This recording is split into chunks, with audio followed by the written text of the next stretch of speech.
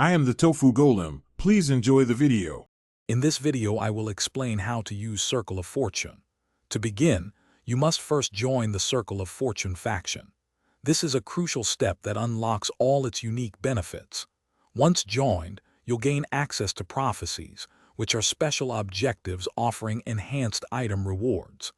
This faction focuses on improving your item drops, making your farming more efficient and targeted. It's all about getting the gear you need. Prophecies are your main tool within the Circle of Fortune.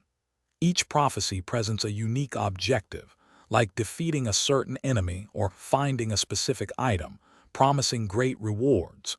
You can filter these prophecies to find exactly what you're looking for, perhaps a unique helmet or a rare weapon. Don't forget to use lenses.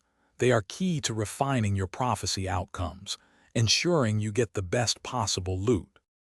As you complete prophecies and engage with the faction, you'll earn favor. This favor is essential for increasing your Circle of Fortune rank. Each new rank provides powerful passive bonuses, significantly boosting your item acquisition. Higher ranks mean better chances at finding rare and unique items, making your efforts even more rewarding. Keep earning favor to unlock the full potential of your fortune.